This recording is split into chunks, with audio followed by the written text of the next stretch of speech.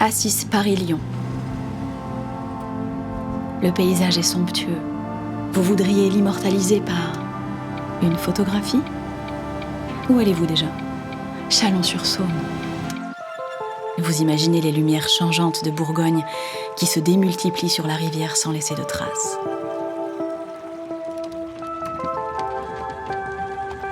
Cette ville, pourtant petite, fut le théâtre d'une des plus importantes découvertes du monde contemporain. L'accomplissement d'un rêve vieux comme l'homme, dompter la lumière et figer le temps. C'est l'histoire du pacte 1000 fois rejoué entre la science et la ruse que convoqua la découverte de cette magie moderne qu'on appelle photographie. Chaque histoire commence quelque part. Chaque voyage a son point de départ. Chaque légende a ses racines. Vous écoutez Panorama. Une aventure contée par Denis Podalides. Sortie Chalon-sur-Saône. Le pacte de Nicéphore Niepce. Enfant, Nicéphore nageait dans la rivière. Il regardait le ciel en flottant sur le dos. Adolescent, il avait quitté sa ville dans l'idée de devenir prêtre. Il avait aussi fait les campagnes révolutionnaires, vécu à Nice, rencontré sa femme et vu naître son premier enfant. Avec son frère, industrieux et ingénieux, il avait mis sur pied le premier moteur à explosion jamais conçu. Sur les eaux de la Saône, les deux frères firent leurs premiers essais pour propulser une barque.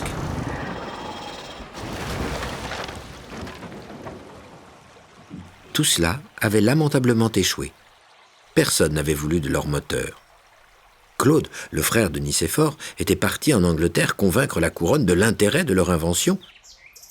Il avait dilapidé sa fortune à près de 20 projets. Nicéphore, lui, avait préféré rester à Châlons. De l'héritage de sa vieille famille d'avocats de la cour, il ne lui restait plus rien. Nicéphore, 3 fois ruiné et endetté, n'avait jamais vécu que d'espoir, de rêves et de travail acharné, sans aucune récompense.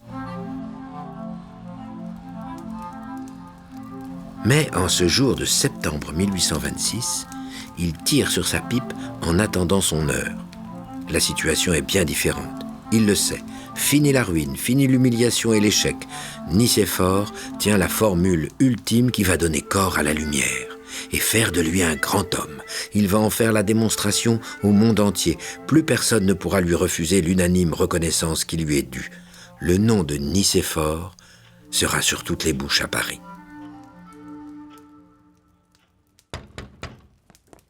Lorsque l'invité de Nicéphore Niepce s'annonce, il découvre un bel homme, la taille haute, le visage avenant. Il ne doit pas encore avoir 40 ans. Il porte un costume de soie bleue, un foulard tendu autour du cou par une épingle d'or. Sa canne est couronnée d'un pommeau d'ivoire à tête de loup, incrusté de 2 rubis à la place des yeux. Louis Daguerre, l'homme se présente. Et Nicéphore de pousser un fauteuil à la tenture élimée à son hôte. Mondain, enjôleur, celui-ci porte sur chaque chose un regard frais, enthousiaste. Il ne parvient pas pour autant à faire oublier à Nicéphore la vieille redingote sale et les souliers troués qu'il porte lui-même. « Cher monsieur, je suis très honoré d'avoir la primeur de votre découverte », flatte l'invité. À Paris, dans les salles dorées de l'opéra, Louis Daguerre dessine et réalise de fastueux décors. Il a surtout mis au point un ingénieux système de projection et de décors tournants à l'aide d'une chambre noire, d'éclairage nouveau, et fait se presser le tout Paris dans ses dioramas où l'on voit les villes du monde lointain apparaître comme par enchantement. Derrière la porte de l'atelier, Daguerre découvre, émerveillé et amusé, un capharnaüm sans nom. Dans l'unique chambre meublée se trouve pêle-mêle l'attirail d'une quincaillerie ahurissante dont il peine à saisir la fonction. Boîte noire, lentilles de verre, bains de couleurs verte et rouge, petites fioles, feuilles de verre, châssis et chevalets se superposent sans ordre.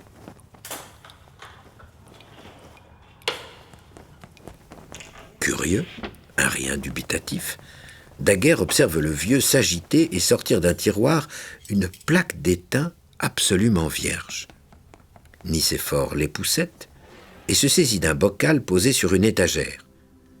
C'est une matière visqueuse et noire comme de la poix qu'il présente à Daguerre. « Du bitume de Judée, dit-il, les yeux pleins de lumière. On le tire du fond de la roche. La matière est connue depuis l'Antiquité pour ses vertus curatives. Les Babyloniens enduisaient leurs bateaux avec. Les Égyptiens embaumaient les morts de cette laque pour qu'ils gagnent les rives de l'éternité. Les peintres de nos jours se plaisent à enduire leurs toiles de ce beau brun pour figurer les vivants et les morts. » À l'aide d'un méchant pinceau, Nicéphore Niepce applique la préparation visqueuse sur la plaque d'étain poli. J'ai récemment lu dans un livre de chimie que le bitume de Judée durcissait sous l'action de la lumière. D'un geste délicat, il dispose la chose au fond de la boîte noire et retire le cache qui obstrue son optique. La lumière passe à travers la lentille de verre et vient imprimer la plaque au fond de la boîte. Là est le mystère. C'est magique et pourtant bien réel, vous allez voir. Le vieux sautille jusqu'à la fenêtre en face de laquelle l'appareil est disposé. Il l'ouvre d'un coup sec.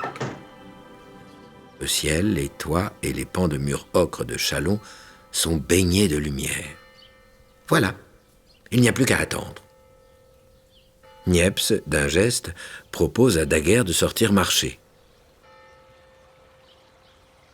Sur les bords de la Saône, ils parlent affaires, de développement futur. Niepce trouve Daguerre vain et mondain. Mais l'homme l'écoute et le questionne. Une oreille attentive, Nicéphore n'en a pas rencontré depuis des années.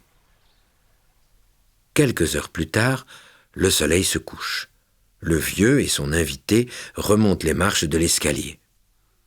À la lueur de la bougie, les mains tremblantes, il plonge la feuille d'étain dans un bain d'essence de lavande. Le bitume non exposé à la lumière se dissout. Restent les ombres que la lumière a durcies. Apparaissent les toits, les petits pans de mur, le ciel et la charpente en bois de la toiture. Tout y est. Daguerre est subjugué. L'inventeur exulte.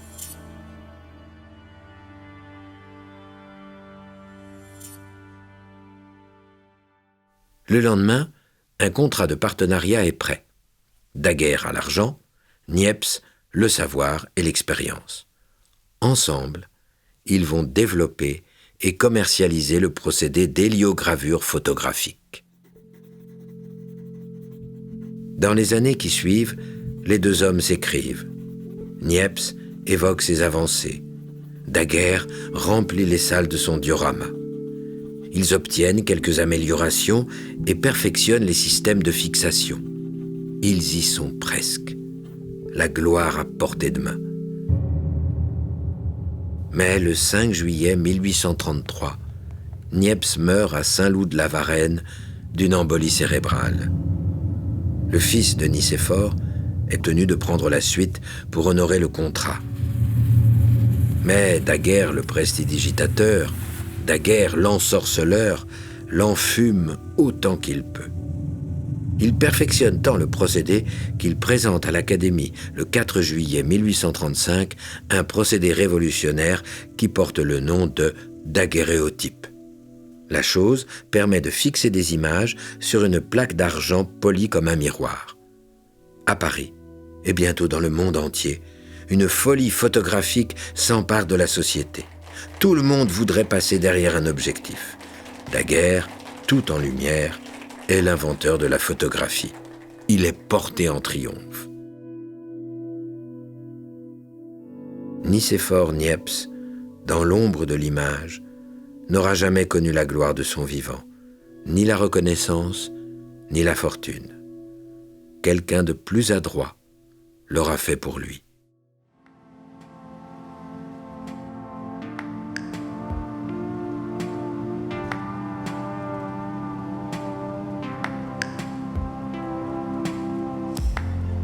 De nos jours, le long de la Saône, aux 38 quais de la Messagerie, se tient le musée Nicéphore Niepce.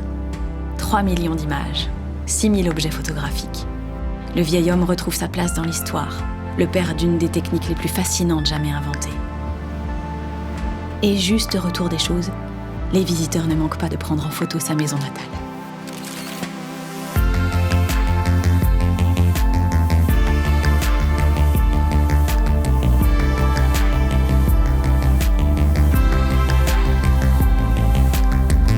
Amoureuses et perdues, Chevaliers illustres, créatures fantastiques, leurs vies légendaires ont marqué les paysages que vous traversez. traversées et laissé leur empreinte dans le cœur des hommes et des femmes qui s'y sont aventurés. Les autoroutes APRR et AREA vous invitent, le temps d'un voyage, à réveiller le passé et à entrer dans la légende.